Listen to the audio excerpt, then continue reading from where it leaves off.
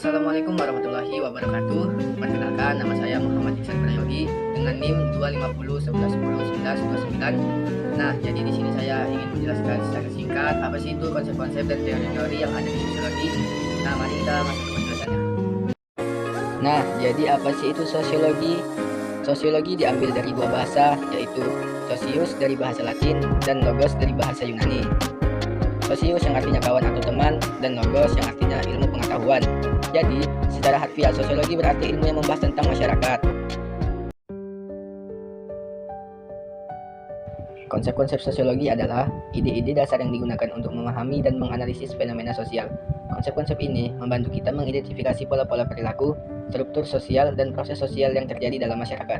Di dalam konsep kunci dalam sosiologi, terdapat yang pertama itu ada masyarakat. Masyarakat adalah sekelompok orang yang hidup bersama dalam suatu wilayah tertentu, memiliki budaya yang sama, dan berinteraksi satu sama lain. Lalu juga ada struktur sosial, yaitu pola hubungan sosial yang terorganisasi dalam suatu masyarakat, termasuk norma, nilai, status, dan peran. Setelah itu juga adanya interaksi sosial. Interaksi sosial adalah proses di mana individu atau kelompok saling mempengaruhi melalui tindakan dan reaksi. Lalu juga adanya norma dan nilai. Norma adalah aturan atau standar perilaku yang diharapkan dalam masyarakat. Sedangkan nilai adalah keyakinan tentang apa yang dianggap baik dan benar dan diinginkan. Selanjutnya juga ada yaitu namanya status dan peran. Status adalah posisi sosial seseorang dalam masyarakat. Peran adalah perilaku yang diharapkan sesuai dengan status seseorang. Lalu juga ada yaitu kelompok sosial. Kelompok sosial adalah kumpulan individu yang memiliki kesamaan identitas, tujuan, dan interaksi. Setelah itu juga ada yaitu kekuasaan dan otoritas. Kekuasaan adalah kemampuan untuk mempengaruhi orang lain bahkan melawan kehendak mereka. Otoritas adalah kekuasaan yang diakui.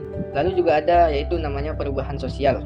Perubahan sosial adalah transformasi dalam struktur sosial, budaya, dan perilaku masyarakat dari waktu ke waktu. Setelah itu juga adanya sosialisasi. Sosialisasi adalah proses di mana individu mempelajari dan menginternalisasi nilai, norma, dan budaya masyarakat. Nah, dan yang terakhir adalah budaya. Budaya adalah sistem nilai, norma, kepercayaan, bahasa, dan artefak yang dimiliki bersama oleh anggota masyarakat. Nah, dengan memahami konsep-konsep ini membantu kita untuk menganalisis dan memahami fenomena sosial secara lebih mendalam, serta mencari solusi untuk masalah-masalah sosial yang dihadapi oleh masyarakat. Nah, selanjutnya saya akan menjelaskan tentang teori-teori yang ada di dalam sosiologi. Sebelumnya, teori sosiologi adalah kerangka kerja konseptual yang digunakan untuk menjelaskan dan memprediksi fenomena sosial. Teori-teori ini membantu kita memahami bagaimana masyarakat berfungsi, bagaimana individu berinteraksi, dan bagaimana perubahan sosial terjadi.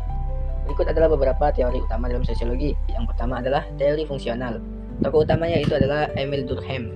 Inti dari teori ini adalah masyarakat adalah sistem kompleks yang terdiri dari bagian-bagian yang saling bergantung dan bekerja sama untuk mencapai stabilitas dan keseimbangan.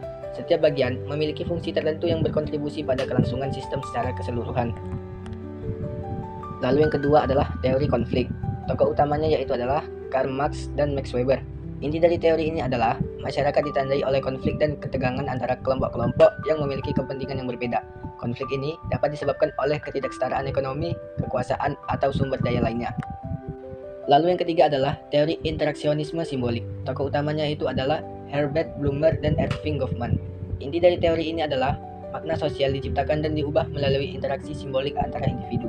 Individu bertindak berdasarkan interpretasi mereka terhadap simbol-simbol yang mereka temui dalam interaksi sehari-hari. Lalu yang keempat adalah teori pilihan rasional. Tokoh utamanya itu adalah James Coleman dan Gary Becker. Inti dari teori ini adalah individu membuat keputusan berdasarkan perhitungan rasional tentang biaya dan manfaat. Individu berusaha memaksimalkan keuntungan dan meminimalkan kerugian dalam setiap tindakan mereka. Lalu yang terakhir adalah teori feminisme. Inti dari teori ini adalah masyarakat ditandai oleh ketidaksetaraan gender dan penindasan terhadap perempuan. Teori feminisme berusaha untuk memahami akar penyebab ketidaksetaraan ini dan mencari cara untuk mencapai kesetaraan gender.